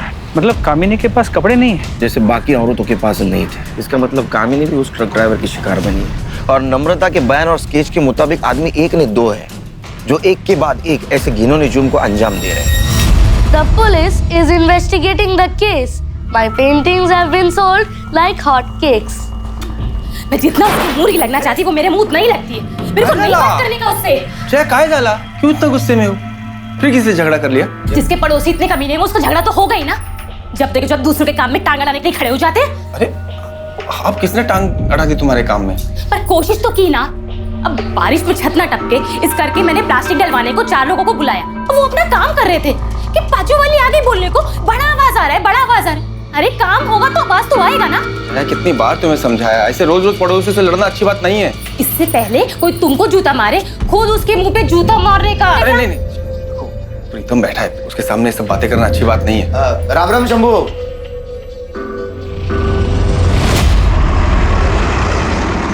सर, जिन 2 औरतों की बॉडी हमें मिली थी उनकी पहचान अब तक नहीं हो पाई है। मुझे लगता है गायकवाड़, ये जो 2 बॉडी हमें मिली या तो प्रोस्टिट्यूट होगी या भिखारी होगी, इसलिए उनकी जान पहचान वाला अभी तक कोई नहीं आया। देखो, पहली बॉडी हमें मिली हाईवे के राइट साइड के सर्विस रोड पे और दूसरी बॉडी मिली लेफ्ट साइड। मतलब पहले मर्डर के वक्त ट्रक मुंबई से नासिक जा रहा था थाने होकर, और दूसरे मर्डर के वक्त ट्रक या टेम्पो नासिक से मुंबई जा रहा था थाने होकर। सर, हमने उस रोड के सभी टोल नाके की सीसीटीवी फुटेजेस को भी चेक किया, लेकिन सर उन टोल नाकों से रोज सैकड़ों ट्रक्स और टेम्पोस निकलते।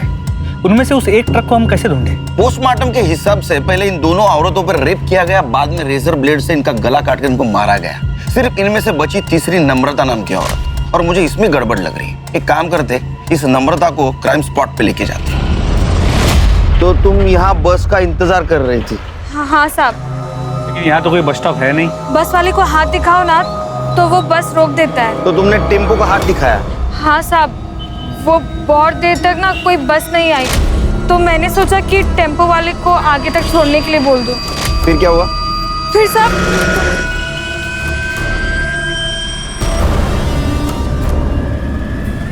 इसी जगह पे? हाँ पक्का ये जगह नहीं भूल सकती साहब, सब कुछ एक जैसा ही दिखता है यहाँ। तुमने जब पत्थर मारा तो खून आया था? हाँ आया ही होगा, मैंने तो जोर से पत्थर मारा था, उसके बाद मैं भाग गई थी तो ध्यान नहीं दिया। पत्थर कहाँ फेंका? पत्थर यहीं कहीं फेंका था। जरा बघा कुठे दगड सापडतो का?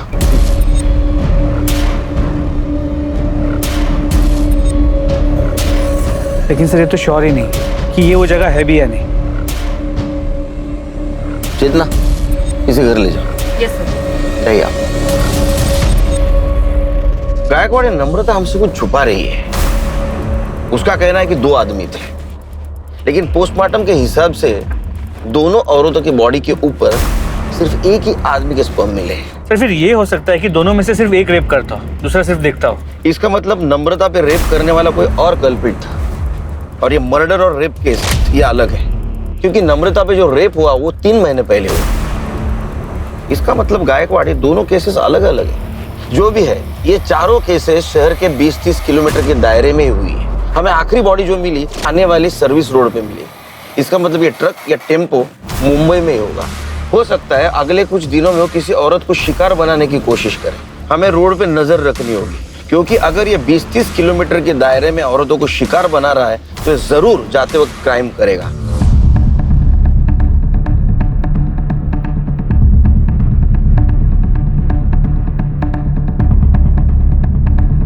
अरे रुक रुक रुक रुक।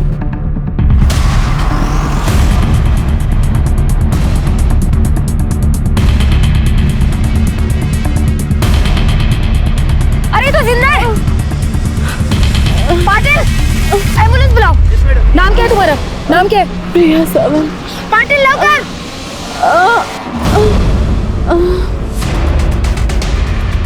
गायकवाड़, ये टेम्पो का नंबर आरटीओ में भेज दो। इसके मालिक की डिटेल्स निकालो। वो औरत कैसे है? डॉक्टर ने क्या बोला? सर वो बेहोश है और डॉक्टर ने कहा है कि सर उसका रेप हुआ है और उसे बुरी तरीके से पीटा भी गया है सर। तुम डॉक्टर के कांटेक्ट में रहना। लड़की को होश आते ही उसका बयान लेना होगा। Okay sir. सर ये केस बिल्कुल नम्रता की केस जैसे, रेप हुआ है लेकिन मर्डर नहीं। हो सकता है। तो एक सेकंड। हेलो, कहाँ पर? ठीक है सर, पास के गांव के जंगल में एक औरत की सड़ी हुई लाश मिली है। हमारे कांस्टेबल्स वहां पे पहुंच गए। उन्होंने बताया कि लाश करीब 6 से 8 दिन पुरानी है। कामिनी को गायब हुए भी 7 दिन हुए सर।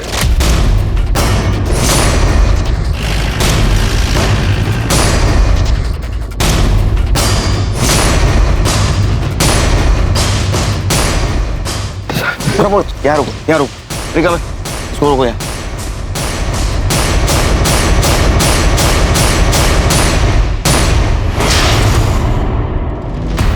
सर इसे भी पिछले दोनों विक्टिम्स की तरह ही मारा गया। बॉडी को देख के तो लगता है कामिनी है, लेकिन कंफर्म करना होगा।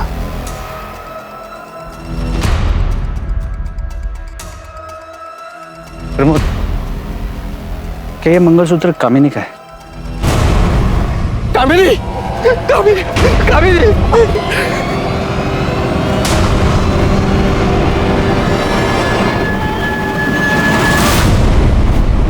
बॉडी का पंचनामा करो और पोस्टमार्टम के लिए भेज दो। सर, आखिरकार कामिनी के लापता होने की गुत्थी सुलझ चुकी थी।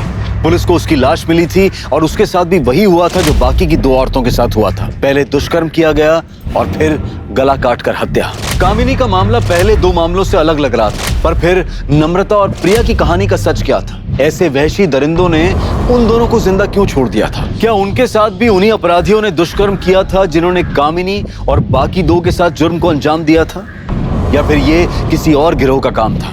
इस सवाल के जवाब के लिए पुलिस प्रिया के होश में आने का इंतजार कर रही थी, क्योंकि सच वही बता सकती थी। बाबा, आई किधर है? आपने आई को ढूंढ लिया? तेरी आई को भगवान ने अपने पास बुला लिया बेटा, अपने पास बुला लिया।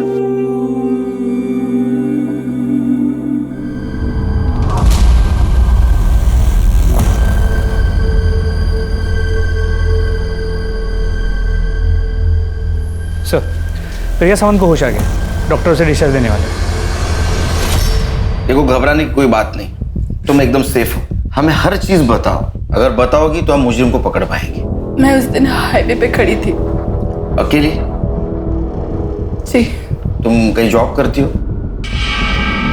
कोई बिजनेस? साहब,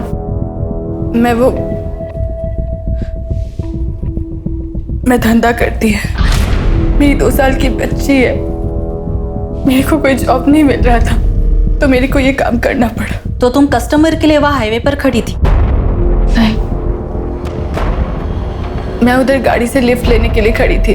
कस्टमर में मार्केट में ढूंढती है। मेरे को वो टेम्पो वाला सामने से आते हुए देखा तो मैं लिफ्ट के लिए हाथ दिखाई उसको। भैया मेरे को आगे वाले मार्केट तक छोड़ दोगे?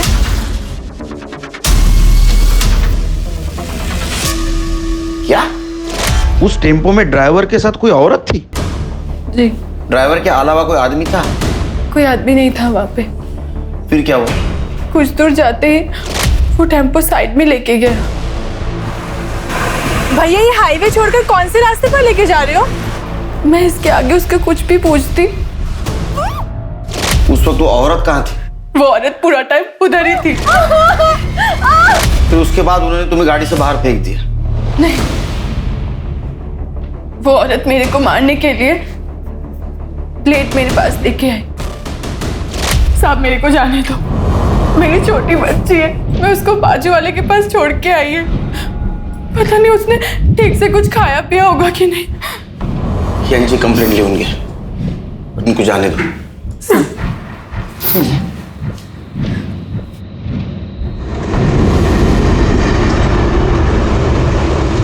नम्रता का बयान है कि ये दो आदमी हैं और प्रिया का कहना है कि एक आदमी और एक औरत है। या तो ये दो कोई अलग अलग गैंग है जो एक कांड कर रहे हैं, या तो इन दोनों में से कोई झूठ बोल रहा है। लेकिन कौन? प्रिया या नम्रता? भैया मेरे को आगे वाले मार्केट तक छोड़ दोगे? भैया वो मुझे थोड़ा आगे तक छोड़ देंगे? साहब मैंने झूठ बोला था, मेरा किसी के साथ चक्कर चल रहा है, मैं उसी से पेट से हूँ। ये बात सिर्फ मैंने अपने पति से छुपाने के लिए झूठ बोली। साहब वो बहुत गुस्से वाला है, उसको मेरे चक्कर के बारे में पता चलता तो मार ही डालता मुझको। मैंने टीवी में देखा था साहब कि कोई ट्रक वाला है जो औरतों के साथ जबरदस्ती करता है, बस मैंने उसी का फायदा उठाकर ये झूठ बोला कि उसने मेरे साथ जबरदस्ती की और मैं पेट से हो गई। किसका बच्चा है ये? नाम पता क्या है उसका? मैं सच बोल रही हूँ, बस पति की मार से बचने के लिए झूठ बोला साहब। जाओ, शहर छोड़ के जाने का नहीं। चलो। इन सभी पहलुओं को देखते हुए पुलिस के लिए अपराधी तक पहुंच पाना बहुत मुश्किल साबित होने वाला था कि आखिर ये अपराधी कौन हो सकते थे। क्यों एक आदमी औरतों के साथ बलात्कार कर रहा था और उसकी साथी औरत औरतों का कत्ल कर रही थी। इन सभी सवालों और इन सभी उलझनों के बीच पुलिस को एक ऐसी जानकारी मिली जिसने इस केस को एक नई दिशा दे दी। सर, चेतना ने हाईवे पे जिस टेम्पो का फोटो लिया था उसके ओनर का पता चल गया। कौन है वो? अरे तुम लोग जरा 2 मिनट इधर ही रुको, मैं कांदा लेकर आती हूँ। अरे कांदा वैसे बहुत महंगा है आजकल, छोड़ो ना, बिना कांदे के बना। मालूम है मेरे को, पर तेरे मांस मच्छी बिना कांदे के बनता है क्या? नहीं ना, बोल मांस मच्छी छोड़ेगा तो मैं कांदा नहीं लेगी। हाँ ठीक है, तो जाओ ले आओ। अच्छा चलो मैं कांदा लेकर आती हूँ। पापा मुझे आइसक्रीम खाना है। आइसक्रीम खाना है? 1 किलो कांदा देना। इसको एक सॉफ्टी बना दो। कौन सा वाला खाएगा? मैं सिंपल। चल से। हाय हाय, अरे ए सेठ देना रे छुट्टा देना, देख कितना सुंदर बच्चा है हमारा, आशीर्वाद लगेगा। ए सेठ देना रे, क्या रे सेठ क्या नाटक कर रहा है, देना। ए तुम इसी एरिया में रहते हो? हाँ जी। तो तुम्हें वो शंभू पता है, टेम्पो ड्राइवर? हाँ सर जानता हूँ। कहाँ रहता हो? यहाँ रहते हैं सर।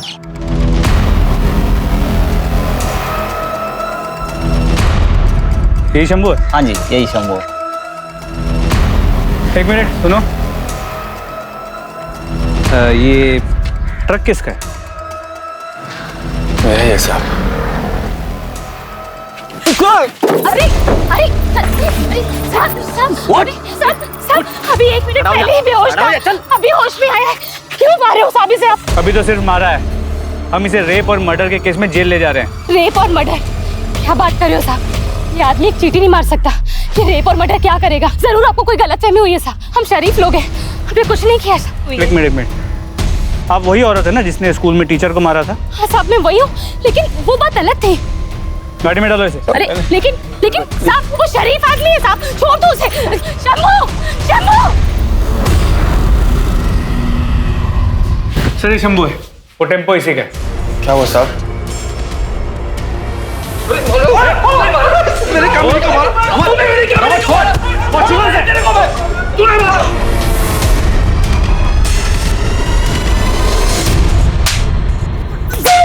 सच बोल साहब, मैंने किसी का बलात्कार नहीं किया साहब, मैंने किसी का कोई बलात्कार नहीं किया साहब। मैं ऐसा आदमी नहीं हूँ साहब। गायकवाड़, इसको मेडिकल चेकअप के लिए ले जाओ और प्रिया और वो 2 बॉडीज उसके ऊपर मिले सीमेंस इसके साथ मैच करके देखो। इसे भी पता चल जाएगा कितना मासूम है। चल इसकी हिस्ट्री, ज्योग्राफी सब चाहिए मुझे। पड़ोसियों से पता करो।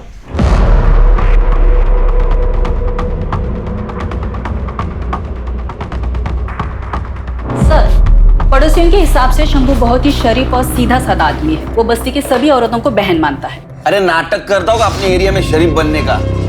जब टेम्पो लेके ट्रिप पे घूमता है तो औरतों के साथ रेप करता है। हो सकता है सर, लेकिन सभी पड़ोसियों ने शंभू के पत्नी के लड़ाकू और झगड़ालू नेचर के बारे में बताया है। उनके हिसाब से शंभू नहीं मगर वो जरूर मर्डर कर सकती है। सर ऐसा हो सकता है। स्कूल में भी जया ने टीचर की हालत खराब कर दी, पर वैसे भी शंभू हमारा कल्प्रिट नहीं हो सकता क्योंकि प्रिलिमिनरी रिपोर्ट के मुताबिक उसका सीमेन रेपिस्ट के सीमेन से मैच नहीं करता। इस शंभू की डिटेल रिपोर्ट कब आएगी? सर कल तक आ जाएगी। उसको इंट्रोगेशन रूम में बुला। सर क्या ये वही आदमी है? नहीं। इस वक्त तेरा टेम्पो कहाँ है? साहब वो तो आज सुबह एक दूसरा ड्राइवर लेके गया। दूसरा ड्राइवर मतलब? मेरे पास जब बुकिंग नहीं होती साहब तो मैं अपना टेम्पो भाड़े पे दे देता हूँ साहब, ताकि 4 पैसे आ जाए। ऐसे कितने ड्राइवर को देते हैं तू टेम्पो? 5-6 है साहब। अभी किसके पास? अभी तो वो विलास गौरव के पास है साहब। विलास गौरव के साथ साथ तू जितने भी ड्राइवर को देता है ना तेरा टेम्पो, सबके नंबर चाहिए मेरे को।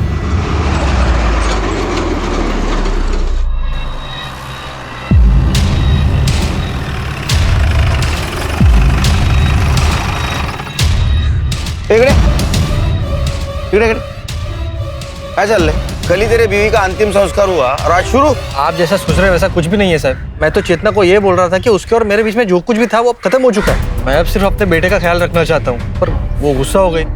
उसे लगा कि मैं उससे नाराज हूँ, उससे पीछे छुड़ाना चाहता हूँ। ठीक है, घर जाओ और बेटे पे ध्यान दो। सर शंभू ने जिन ड्राइवर्स के नाम बताए थे उन्हें और उनके क्लीनर्स को कल रात को उठा लिया था।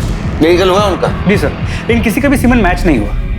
और वो शंभू का ड्राइवर विलास गौरव, उसका हुआ मेडिकल? नहीं सर, उसने बताया कि वो कर्नाटका का बॉर्डर क्रॉस कर चुका है, माल डिलीवर करने से पहले वापस नहीं आ सकता। गायकवाड़ एक काम करो, कर्नाटका हाईवे पुलिस को टेम्पो के डिटेल्स भेजो और उनको बोलो जैसे ये टेम्पो दिखता है उसको सीज करो। जी सर। और सर इस शंभू का भी मेडिकल रिपोर्ट आ गया है। और क्या सर? रिपोर्ट और डॉक्टर दोनों का ये कहना है कि ये शंभू ने रेप नहीं किया है। वो रेप तो क्या, उसने आज तक किसी के साथ फिजिकल रिलेशन तक नहीं बनाया, वर्जिन है। क्या? अरे ऐसे कैसे हो सकता है? वो शादीशुदा है, उसको एक बेटा है। और इस बेटे का राज उसकी बीवी जया ही हमें बता सकती है। शंभू मेरे बेटे का सगा बाप नहीं है साहब, वो सौतेला है। जब मेरा बेटा प्रीतम 1 साल का था तो उसके बाप की मौत हो गई थी। शंभू अनाथ था, मेरे पति के परिवार के साथ ही रहता था। मेरे पति के मौत के बाद सभी लोग मेरे पे बहुत गंदी नजर रखते थे साहब। इस करके बचने के लिए शंभू ने मेरे से शादी की। शादी के 8 साल हो गए हैं साहब, पर उस आदमी ने कभी मेरे को हाथ नहीं लगाया। वो आदमी बहुत अच्छा है साहब। तुम? इतना मारा तेरे को इन लोगों ने, देखना इन लोगों का कभी भला नहीं होगा। तुम शांत हो जाओ जया, शांत हो जाओ। और साहब ने मुझे छोड़ दिया जया। छोड़ना पड़ा गायकवाड़, क्योंकि हमारे पास कोई सबूत नहीं है कि शंभू ने उसके टेम्पो से प्रिया को हाईवे पे फेंका। गायकवाड़ कुछ तो मिस कर रहे हैं हम लोग, इसलिए अभी तक हमें क्लू नहीं मिला। सर जया ने बताया कि 8 साल की शादी में शंभू ने उसे कभी हाथ तक नहीं लगाया। शंभू का जो भी इशू है, जया एक नॉर्मल जिंदगी जी रही है, जवान है, उसकी अपनी जरूरतें होंगी और इन जरूरतों को पूरा करने के लिए हो सकता है उसका किसी के साथ कोई अफेयर। पर सर उसका इस केस से क्या लेना देना? गायकवाड़ हर टेम्पो पे क्लीनर होते हैं, ये शंभू का क्लीनर कौन है देखो।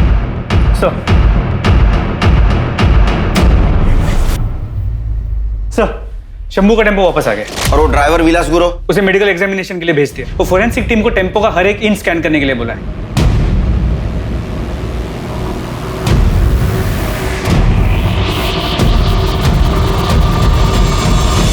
फोरेंसिक टीम के मुताबिक इस टेम्पो के टायर का पैटर्न हमें क्राइम सीन्स पे जो टायर के मार्क्स मिले थे उससे मैच करता है।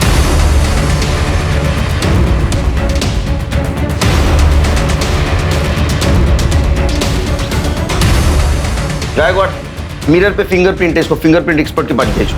और ये बिंदी इसको डीएनए एक्सपर्ट के पास भेजो।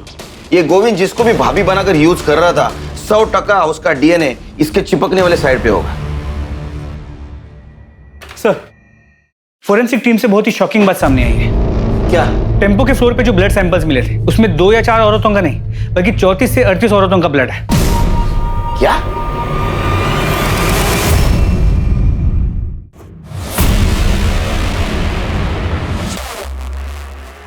अरे गोविंद, ये बैग लेके कहाँ जा रहे हैं? कहीं नहीं साहब। तो फिर हमारे साथ चल।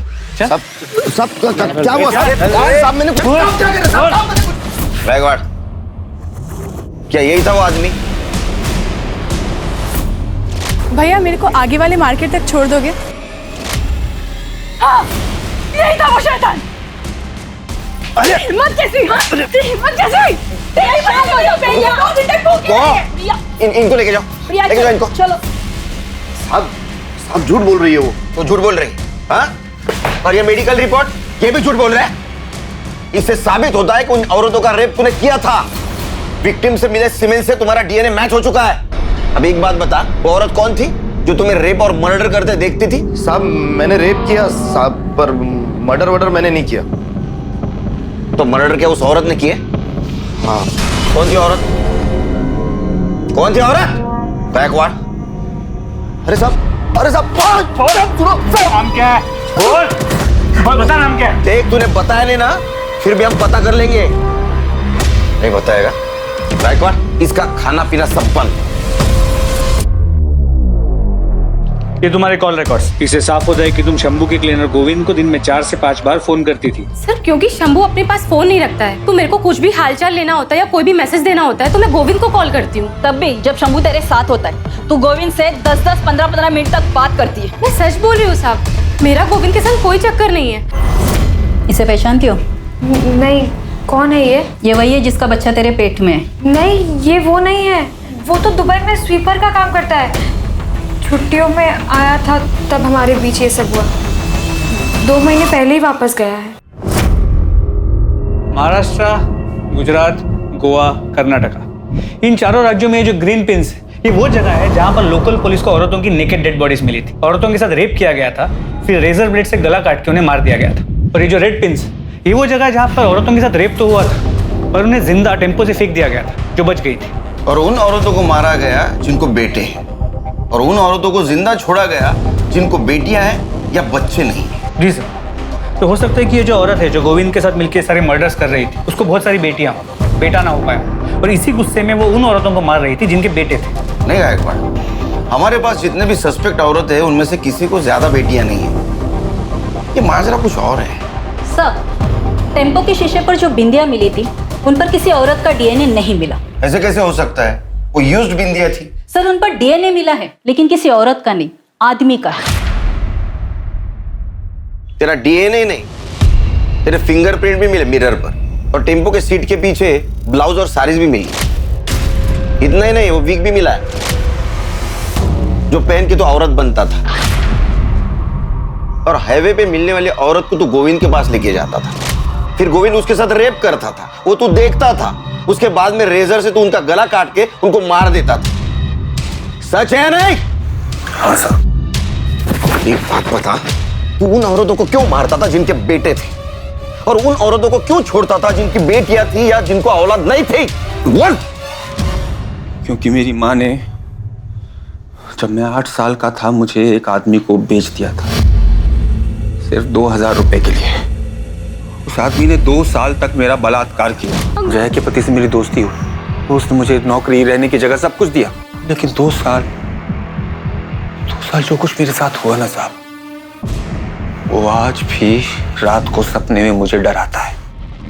और उसके बाद मैंने ट्रक खरीदा, और एक दिन जब हाईवे पर ट्रक में माल लेके जा रहा था ना साहब, तो एक औरत ने मुझसे लिफ्ट मांगी। मैंने उसे लिफ्ट दे दी। बातों बातों में उस औरत ने मुझे बताया कि वो बहुत गरीब है साहब, बहुत गरीब, और वो सोच रही है कि अपना बेटा बेच दे। मुझे लगा उस बच्चे के साथ भी वही सब होने वाला है जो मेरे साथ हुआ। मैंने उस औरत को मार दिया साहब। तब मुझे लगा कि मेरे साथ जो कुछ भी हुआ है मैंने उसका बदला ले लिया। छोटे छोटे बच्चों को बचा रहा हूं मैं, जितनी भी औरतें जिनके छोटे छोटे बेटे थे, मैंने सबको मार दिया। एक दिन गोविंद आया। गोविंद ने मुझे बोला कि अगर तुझे उन्हें मारना ही है तो क्यों ना पहले मैं उसके साथ मजे ले लूं। मुझे लगा ठीक है, अच्छा है, इसमें बुरा क्या है, सही हो, वो इसी लायक थी। भैया मेरे को आगे वाले मार्केट तक छोड़ दोगे? और उसके बाद मैं इधर से उनका मर्डर कर देता था साहब। कितने औरतों को मारा तूने? 40-50 होंगी साहब। माँ वो गोद, वो दामन, वो छांव है जहां जिंदगी सबसे सुंदर और सुरक्षित महसूस होती है। लेकिन एक माँ का अपने बेटे से विश्वासघात का नतीजा इस कदर डरावना था कि वो हर माँ को दोषी समझने लगा। बच्चे गीली मिट्टी की तरह से होते हैं, उन्हें जिस सांचे में ढालो वो ढल जाएंगे। इसलिए माता पिता, परिवार और समाज की ये सामूहिक जिम्मेदारी है कि वो इस कर्तव्य को समझें, वरना नतीजे इस केस जितने खतरनाक हो सकते हैं। अब मैं अनूप सोनी आपसे विदा लेता हूं। फिर मुलाकात होगी क्राइम पेट्रोल सतर्क के ब्लैक हेडलाइंस अध्याय में एक और नए केस के साथ। और याद रखें, क्राइम और आपके बीच में सिर्फ इतना फर्क है कि आप कितने सतर्क हैं। सतर्क रहें, सुरक्षित रहें। जय हिंद। क्राइम पेट्रोल के और भी दिलचस्प कहानी देखने के लिए हमारे चैनल को सब्सक्राइब करें और बेल आइकॉन दबाना न भूलें।